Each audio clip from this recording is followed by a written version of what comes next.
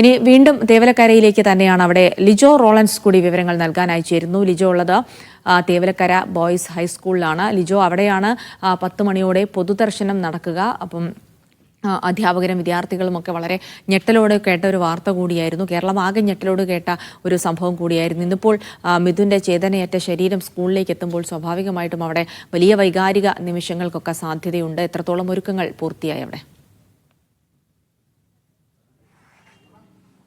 Jilsy, Thevalakkara boys ഹൈസ്കൂളിൻ്റെ പ്രധാന ബിൽഡിങ്ങിൻ്റെ മധ്യത്തിലായിട്ട് ഒരു ചെറിയ ഗ്രൗണ്ട് പോലെയുണ്ട്. ആ ഭാഗത്താണ് ഇതിനായിട്ട് പ്രത്യേകമായിട്ട് ഒരു പന്തൽ തയ്യാറാക്കിക്കൊണ്ട് മിഥുൻ്റെ മൃതദേഹം വയ്ക്കാനുള്ള ക്രമീകരണങ്ങൾ ഒരുക്കിയിട്ടുള്ളത്. നേരത്തെ തന്നെ സ്കൂൾ അധികൃതർ ഉൾപ്പെടെയുള്ളവരെല്ലാം ഇവിടെ എത്തി അതിനുവേണ്ടുന്ന ക്രമീകരണങ്ങളെല്ലാം ഒരുക്കുകയും ചെയ്തിട്ടുണ്ട്. വലിയ രീതിയിൽ, അതായത് ശാസ്താംകോട്ട താലൂക്ക് ആശുപത്രിയിൽ നിന്നും മിഥുൻ്റെ മൃതദേഹം സ്കൂളിലേക്ക് എത്തിച്ച് ഇവിടെ ആയിരിക്കും ഉച്ചയ്ക്ക് 12 വരെയുള്ള സമയത്ത് പൊതുദർശനം നടക്കുക എന്നുള്ളതാണ് നിലവിൽ തയ്യാറാക്കിയിട്ടുള്ള ഒരു പ്ലാൻ എന്ന് പറയുന്നത്. അതിനനുസരിച്ച് തന്നെയായിരിക്കും മുന്നോട്ട് പോവുക. എന്തായാലും ജിൽസി സൂചിപ്പിച്ചതുപോലെ തന്നെ അതിവൈകാരികമായ നിമിഷങ്ങൾ തന്നെയായിരിക്കും സ്കൂളിലും ഉണ്ടാവുക. കാര്യം ഒരു 2 ദിവസം മുൻപ് വരെ ഈ സ്കൂളിലേക്ക് എത്തി ഇവിടെ ഇതുവഴിയൊക്കെ ഓടിക്കളിച്ച് നടന്ന ഒരു മകനായിരുന്നു മിഥുൻ. പക്ഷേ മിഥുൻ്റെ ചേതനയേറ്റ ശരീരമാണ് അവസാനം സ്കൂളിലേക്ക് എത്തുന്നത് എന്നുള്ളത് തന്നെയാണ് ഏവരെയും വേദനിപ്പിക്കുന്ന ഒരു കാര്യമെന്ന് പറയുന്നത്.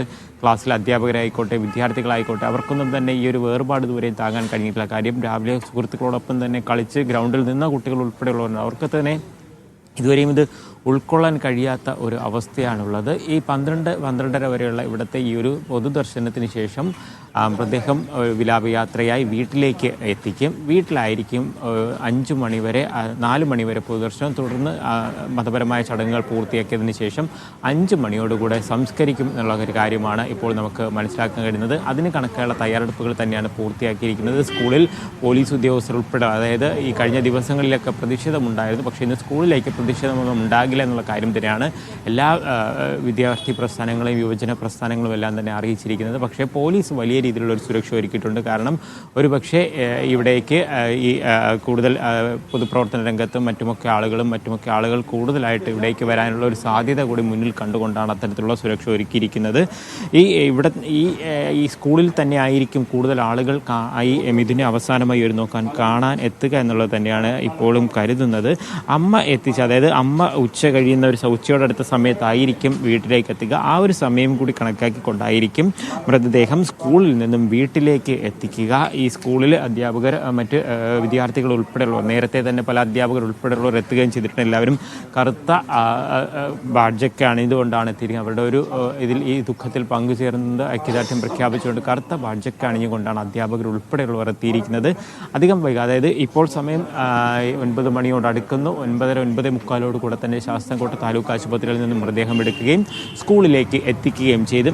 ഈ കാര്യങ്ങളെല്ലാം തന്നെ ഒരു വശത്ത് നടക്കുമ്പോൾ തന്നെ സമാന്തരമായി അന്വേഷണം ഉൾപ്പെടെയുള്ള കാര്യങ്ങളും പോകുന്നുണ്ട്. കഴിഞ്ഞ ദിവസം പ്രഥമാധ്യാപകർക്കെതിരെയായിരുന്നു നടപടി ഉണ്ടായത്. പക്ഷേ അത് മാത്രം പോരാ. മന്ത്രി പറഞ്ഞതുപോലെ മാനേജർക്ക് നോട്ടീസ് നൽകിയിട്ടുണ്ട്. 3 ദിവസത്തിനകം മറുപടി നൽകേണ്ടുന്ന ഒരു സാഹചര്യമുണ്ട്. അപ്പോൾ നോട്ടീസിൻ്റെയൊക്കെ കൂടെ അടിസ്ഥാനത്തിൽ ആയിരിക്കും കൃത്യമായിട്ട് അതിനൊരു നടപടിയിലേക്ക് പോവുക. KSEB ഉൾപ്പെടെയുള്ള അന്വേഷിക്കുന്നുണ്ട്. പോലീസും ഇന്ന് സംസ്കാര ചടങ്ങുകൾക്ക് ശേഷമായിരിക്കും ത്വരിത ഗതിയിലുള്ള ഒരു അന്വേഷണത്തിലേക്ക് കടക്കുക എന്നുള്ളതാണ് DYSPയോട് സംസാരിച്ചപ്പോൾ മനസ്സിലാക്കാൻ കഴിഞ്ഞത്. ജിൽസി. ലിജോ റോളൻസ് ആണ് അവിടെ നിന്നുള്ള വിവരങ്ങൾ കൂടി പങ്കുവച്ചത്. 10 മണിയോടെയാണ് സ്കൂളിൽ പൊതുദർശനം നടക്കുക. ഉച്ചയോടുകൂടെ അമ്മ നെടുമ്പാശ്ശേരിയിൽ നിന്ന് കൊല്ലത്തെ തേവലക്കരയിലേക്കുള്ള വീട്ടിലേക്ക് എത്തിച്ചേരുമെന്നുള്ള വിവരങ്ങൾ. അതിനുശേഷം 5 മണിയോടെയാണ് പൊതുദർശനം ക്രമീകരിച്ചിരിക്കുന്നത്. തുടങ്ങിയ വിവരങ്ങൾ കൂടിയാണ് ലിജോ റോളൻസ് അവിടെ നിന്ന് നൽകിയത്.